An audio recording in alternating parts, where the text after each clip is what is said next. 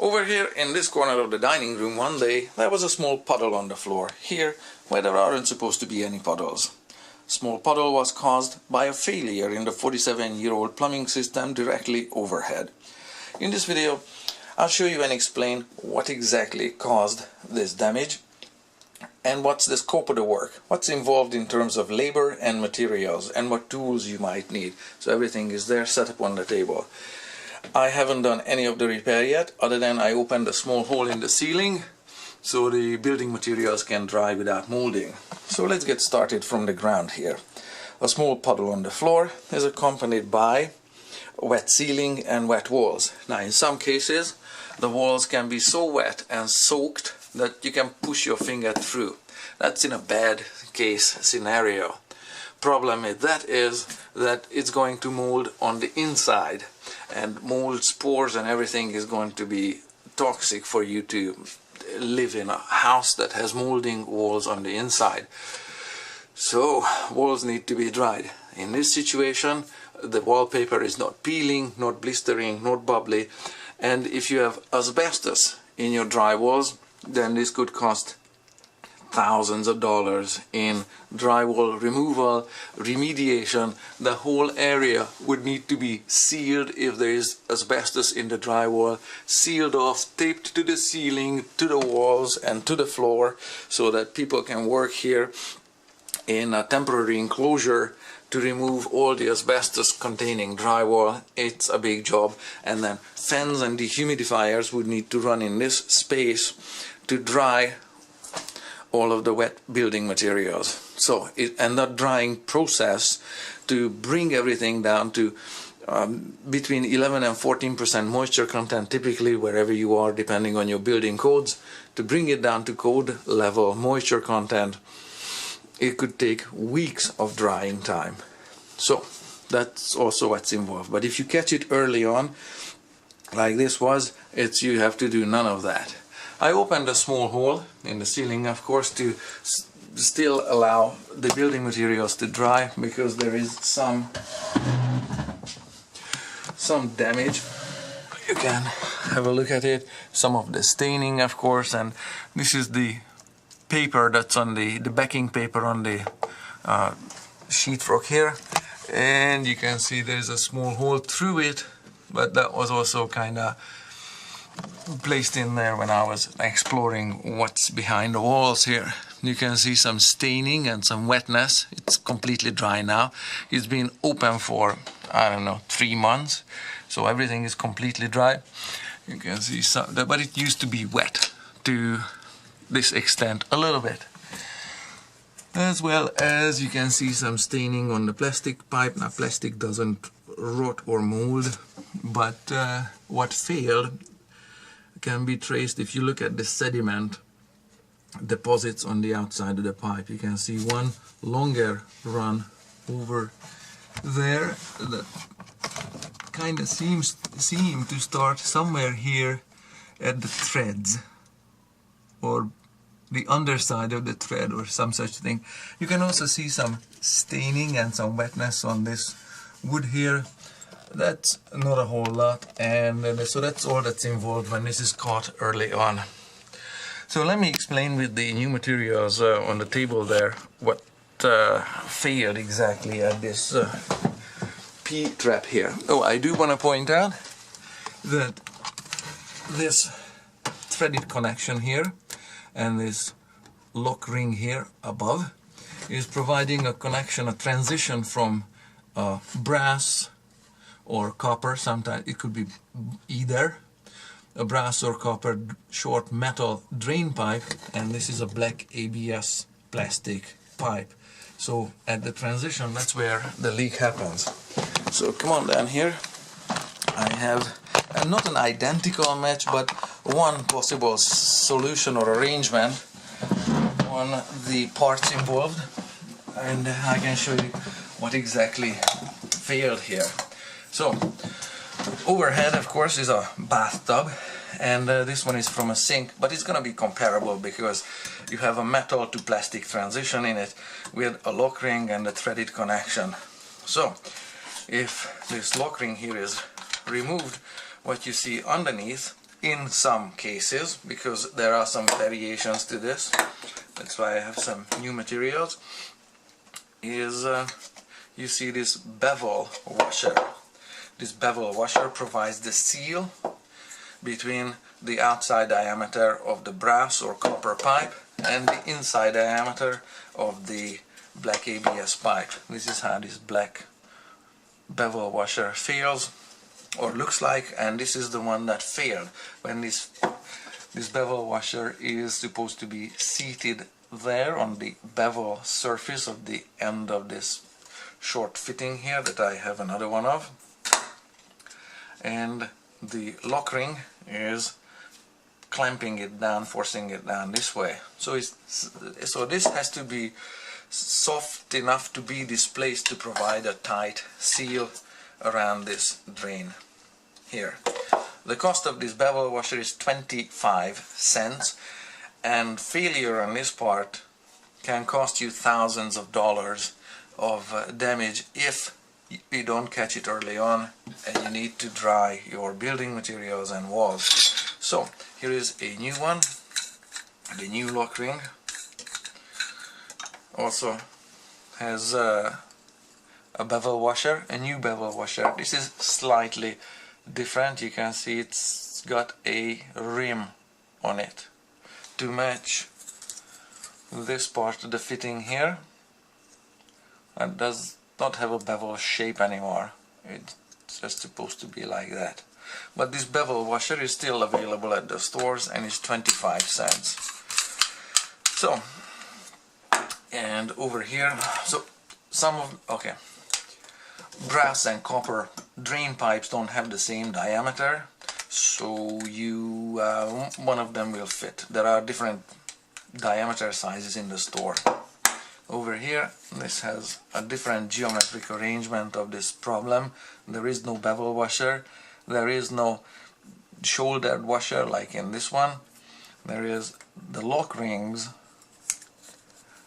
edge here provides the seal, so this is somewhat soft, but is supposed to provide the seal around a pipe, something like that. Now this is a little loosey because it's supposed to fit on a either brass or copper. Obviously it doesn't fit this copper pipe, so it should be on a brass instead. So how does this bevel washer fail? On the 47-year-old system, probably you'll find a bevel washer like this. Now the bevel washer fails because the bathtub moves. The bathtub flexes, however slightly, up and down a little bit with the weight of the water and people standing around the drain when they're taking a shower. So transitioning the weight, left foot, right foot, whatever, the thickness of the metal the bathtub is made of, and given the floor joist spacing, there is always going to be some flex in the bathtub because they are already heavy enough as is. They do not want to make it entirely, completely rigid so it has zero movement, because that's just tons of metal, literally tons of metal would be needed for that. So, or some different support system, or a combination of both. So that's not going to happen. So bathroom flexes and moves up and down a little bit. In the bathtub there is always sediment. Not just soap and shampoo, whatever, the dirt you wash away from yourself. There's always going to be sediment and hair. The sediment and hair gets packed between the tiny gap, whatever the gappage is between the diameters of the ABS pipe and the brass or copper drain pipe. There's going to be a slight gap. Some of that sediment is heavy, washes away, but some of it is not. This kind of tends to float and will deposit around the drain pipe, and will move with the motion, with the repeated motion of the bathtub flexing up and down a little bit, will continue to migrate up towards the direction of this bevel washer. Eventually they are going to get pressed into the surface of the bevel washer, small tiny particles of dirt, grains of dirt, and at the points where dirt is pressed into the surface of the bevel washer, eventually it's going to leak.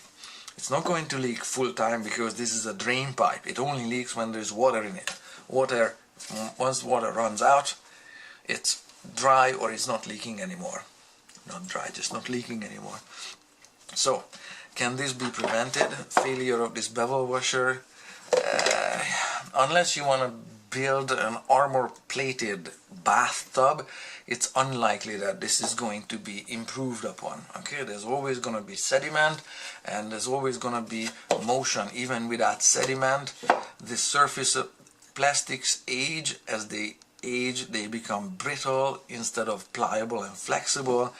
As they become rigid, they get compacted and they shrink in size. There could be cracks in the plastic. All right, so sediment just makes it worse.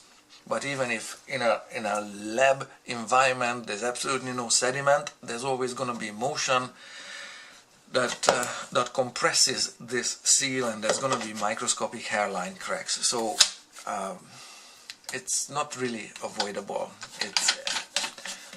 It's just a thing in life. So what's involved in terms of labor just to fix the problem, not to dry the building, because that's completely different question. So I just want to show you one more thing before I show you the new parts. I want to show you that this whole drain pipe, of course, comes away from the rest of the drain, and yours may or may not look like this, but here is one solution how this repair can be done, because you need to either take away the ABS pipe to get to this bevel washer, or you need to take away the drain, pull it up, or do something with it to get to the bevel washer. So you might be able to take out the drain. If the drain is built like this, it's threaded, and take it apart like so. Usually this is looks like a paper seal. It's on the underside, and the rubber seal is on the upper side. Here is the plug in the system. That's what you're looking at, but this is from a sink, but it doesn't really matter too much. So usually a rubber seal goes this is the half of the drain that goes in from above into the sink or the bathtub. This goes in on the underside, clamping either the sink or the bathtub's thickness of metal here between the two of them. Usually, usually more often in modern materials, there's two of these rubber seals and none of this papery material here. And they clamp the bathtub material like this. So another possible place of leakage could be anywhere along this seal, running down here, dripping down here, making everything wet. My drain is not constructed this way. It's not this easy to take it apart in the existing bathtub. Take one quick look at it, and there it's built and constructed differently. You can see a black thick rubber seal on the underside of the bathtub, but it's difficult to take it apart. There is also more pipes. I don't know if you can see it, but so this drain pipe branches out and leads to the shower head as well. So it's just built differently. In terms of new materials, you need very little. You need some of this fitting, and you need another P-trap, a new one that's built differently from what I have inside the wall, because this one you can disconnect, and with a small piece of straight section there and there, and of course everything needs to be glued together. Sorry, well, I just say glued, but this is not glue, this is ABS cement. Either this brand or that brand, make sure it's fresh. It's ABS cement. Make sure for the ABS pipe. If you get PVC cement, it's not going to work. You're not even gonna get points for effort, okay? So forget about it. And then you have this 90-degree corner. So on these newer hardware items, you can see that this whole thing could come down away from this failed bevel washer, and you could just clean it, leaving the drain pipe in place, but it's not possible on mine. I don't have a lock ring here to disconnect the whole thing from it, so I'm gonna have to do some slicing and dicing. For the slicing and dicing, this is rigid ABS. You don't want to shock load it. You want to go with a saw blade that cuts out some of the pipes and replaces all of this. A saw blade with tiny teeth, please. If it takes 2 minutes longer to cut it, so be it, but it won't, because this is sharp. Some of the tools that should not be used would be these kind of tools. No amount of hammering, banging, chiseling is going to do you any good, because if you introduce more cracks in the rigid glued joints of ABS pipe, it's not going to work. You're gonna have more. There's an old section. You can see some ABS cement there being squeezed out there. So if you introduce any more hairline cracks and fractures along old pipes, it's not going to be a happy fix. You're gonna have more leaks elsewhere. So how mine should be fixed, or could be fixed and cut away, is gonna need some thinking. If you just remove and replace this 180-degree piece here, this P-trap is not gonna be enough. If you cut across here, how do you take off this part where you can slice it and peel it off, whatever, with a pair of pliers? But if you only remove this much, the remaining glue on, even if you successfully remove it, and so this 90-degree elbow stays in place, then the remaining glue residue on this old elbow here could be interfering with a tight seal. And no, you're not sanding it or chiseling it or whatever, so the whole thing kind of needs to come away. Make a clear cut here, and the clear cut somewhere further back here, and join the pipe with a small or a suitable straight fitting, and replace all of this plastic nightmare here, because all of this is going to either not provide a good seal or a good connection or whatever. It's not going to work. So that's basically what's involved in terms of plumbing. For a plumber, this repair should take less than an hour's worth of labor, whatever that costs in your geographic area.